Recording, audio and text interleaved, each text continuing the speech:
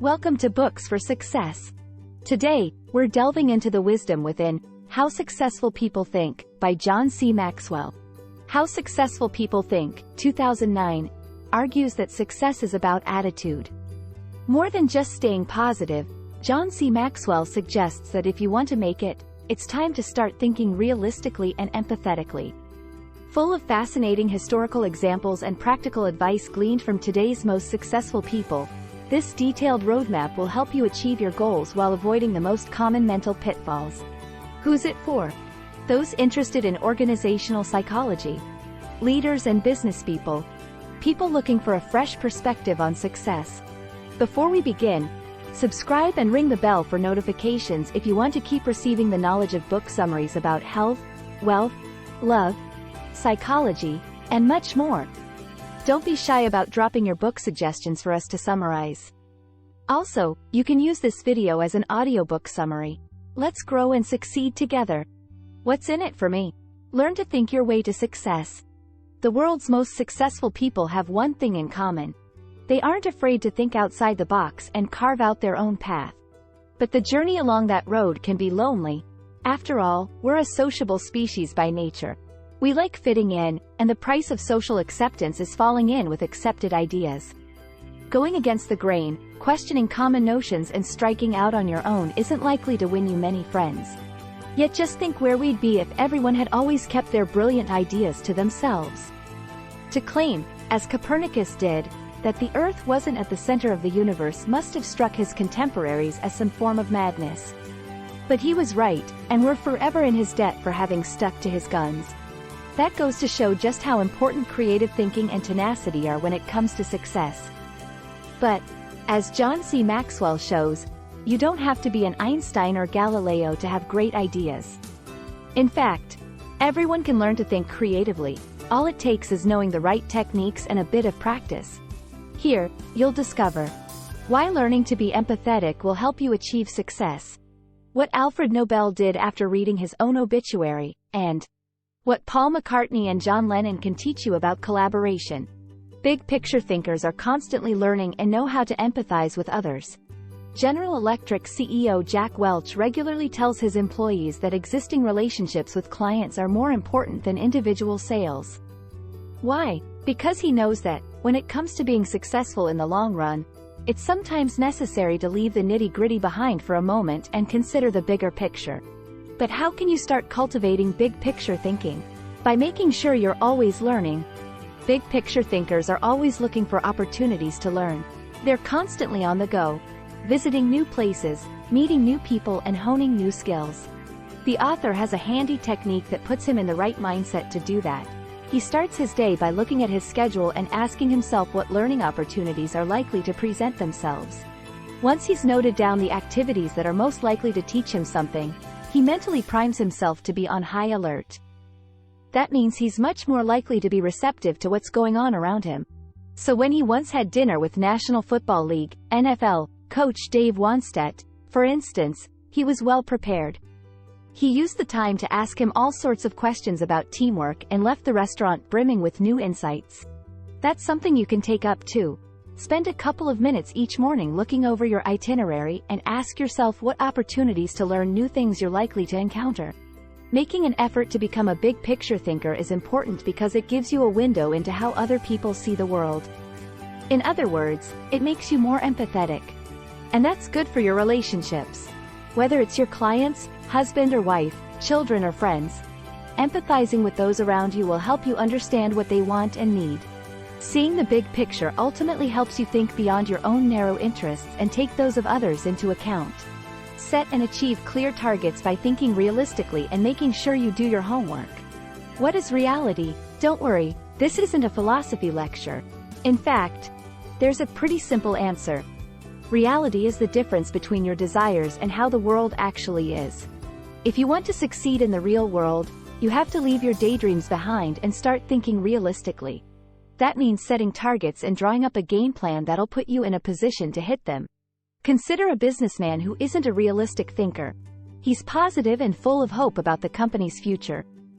That's a great attitude to have, but there's a problem. He doesn't have a strategy. And without a strategy, his company's likely to fail. In the end, he's a bad leader. Realistic thinking, by contrast, promotes excellent leadership. That's because facing up to the way things really are forces you to clearly define your aims and formulate a plan of action that'll get you there. Realistic thinking also helps simplify things. Stripping away all the unnecessary details and vague hopes and dreams makes you more efficient. But what if you're an optimist, rather than a realist, by nature? Then you should start by doing your homework. That means getting to know the facts. Say you're a business leader mulling over your next move. Ask yourself what you'd do if your revenue dried up, a customer didn't pay, or the bottom fell out of the market you're in. Spend time researching these scenarios. After all, your realistic thinking won't amount to much if you're basing it on insufficient information. It's important to clear your mind of all preconceptions, prejudices, and second-hand opinions when you're doing this kind of background work. Instead of making assumptions, get to know the facts yourself. Chances are, you're not the only person facing this particular situation. Your thinking needs to be solid. It doesn't have to be original. You can learn a lot by looking at what other people have done in similar circumstances. As the author puts it, some of his best thinking was done by others. Increase your options and make yourself more attractive by embracing creative thinking. Whatever line of work you're in, creativity is pure professional gold. Einstein once said that, "Imagination is more important than knowledge." He was right. Your ideas are far more important than your role in a company or your job title. That said, Einstein was a genius. Creative thinking was second nature to him. That might not apply to everyone, but there are techniques you can use to jumpstart your creativity. The first point to remember is that creativity doesn't just mean having lots of original ideas. You can start thinking creatively by simply considering a greater number of options. That's one hallmark of creatives. They take as many possibilities into account as they can, which in turn gets the creative juices flowing and stimulates the imagination. So if you've got a great idea, ask yourself what changes you could make to improve it. Think of it like a fishing net. The wider you cast it, the more fish you're likely to catch. The reason that's so important is that the best thinkers aren't looking for the only answer. They're looking for the best answer out of many. The added bonus? It'll help you craft a backup plan in case your preferred solution doesn't work out. Creative thinking also makes you and your ideas more attractive to other people. No wonder, creativity is your intelligence having fun. People admire intelligence and are attracted to fun. It's an irresistible combination. Leonardo da Vinci is one example of someone who had fun with their brilliant mind. The diversity of his ideas and interests is truly breathtaking. Painter, architect, musician, engineer, he was the very definition of the Renaissance man. That doesn't mean you have to paint the Mona Lisa and design helicopters in your spare time, however. Set your mind free and explore your creativity in your own field, and you'll find that people will be irresistibly drawn to you. Think unselfishly and you'll make yourself part of something bigger. Adopting new modes of thinking boosts your chances of success, but there's also a way of thinking about the world that can change your entire life. Unselfish thinking. Taking that up might just redefine your concept of success itself. That's because helping others is hugely rewarding. In fact, few things are anywhere near as fulfilling. Spend a day serving others unselfishly and you're pretty much guaranteed a sound night's sleep. Take it from Alfred Nobel, who learned that the hard way. As he was reading the newspaper one day, he was shocked to find his own obituary. It was a mistake, of course, but it was an illuminating experience. So what did it say? The paper mainly talked about how the inventor's most famous brainchild, dynamite, had been responsible for so many deaths. Nobel was appalled at the idea that this was how people would regard his legacy. Racked by guilt, he decided to make a more positive contribution to the world by supporting peace. The idea of the Nobel Prize, an award given in recognition of noteworthy achievements in various fields, was born in 1895. It just goes to show that even if you've pursued selfish ends your whole life, you can always turn things around. But the best thing about unselfish thinking is that it lets you become part of something much bigger than yourself. That's something the pharmaceutical corporation Merck & Company showed in the mid-1980s. The company decided it wanted to achieve more than rack up ever greater profits. After successfully developing a cure for river blindness, a disease afflicting millions in the developing world, the firm decided to give the drug away for free. After all, those who needed it the most were the least able to afford it. It became the cornerstone of the company's credo that people are more important than profits. The lesson here is that it's always better to be part of something fantastic than aiming to be fantastic yourself. Popular thinking is often wrong-headed. Disregard it if you want to get the best outcomes. It's easy to get caught up in the crowd and thoughtlessly accept other people's ideas about the world. That applies as much to business leaders falling in line with a company's traditions as it does to new parents acting on the old wives' tales their parents told them. Thinking for yourself can be a risky business. Stray too far from the herd, and you're unlikely to make many friends.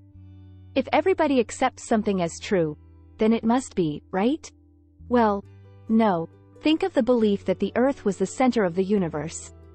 Pretty much everyone thought you'd have to be mad to question that idea. Then along came the astronomer Copernicus in the 16th century and mathematically proved that our solar system revolves around the sun. Conventional wisdom is often downright deadly too.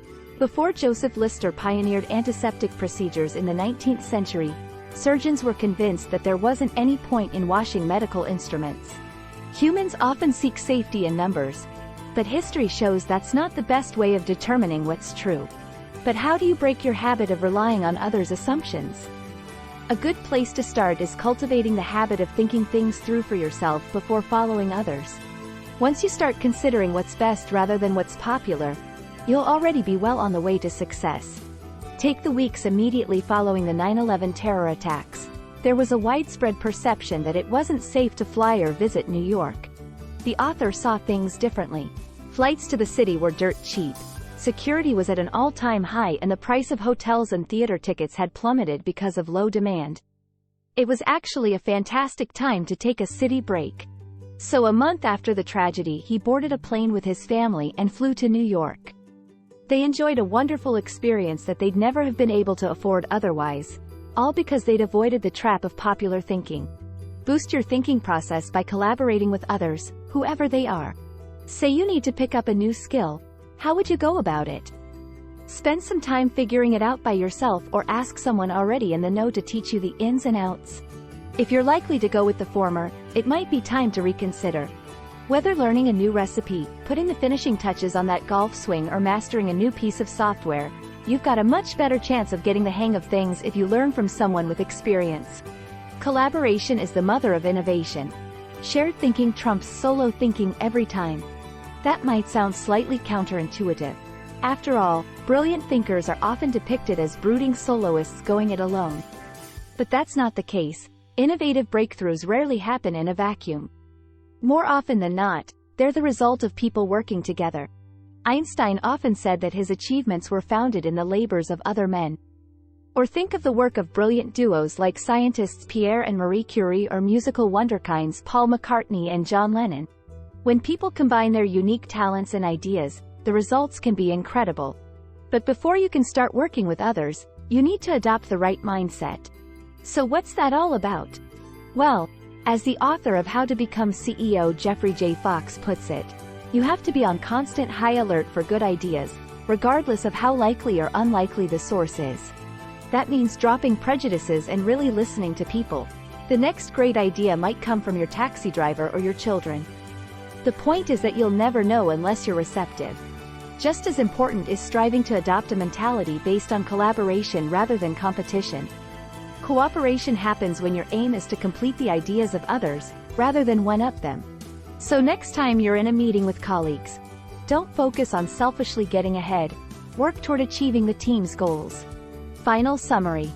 The key message is, success is all about attitude. You've probably heard about the benefits of positive thinking, but there's more to it than that. Leading a happy, fulfilled life is about learning to think collaboratively and unselfishly. It's about asking what you can do for and with others rather than simply trying to get ahead yourself.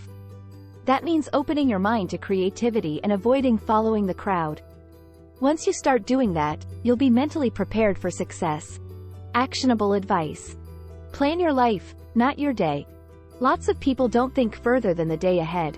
They wake up and go through their mental checklists of what they have to get done that day. What they'll be doing a month or year from now rarely crosses their mind. But long-term planning is vital to success. So take a cue from the author and begin the month by reviewing your calendar. Think about what you want to accomplish over the next 30 days. What projects you want to complete, what your objectives are, and how much time to set aside for family and friends. This perspective will help you find the time you need to get the things that matter most done and make you happier and more successful. Thanks for being part of our insightful voyage. If our summary piqued your interest, we encourage you to dive into the complete book for a deeper understanding. Don't forget to like this video, subscribe for more content if you're new here, and share it with others who might find it valuable. Keep on reading, discovering, and advancing until our next adventure.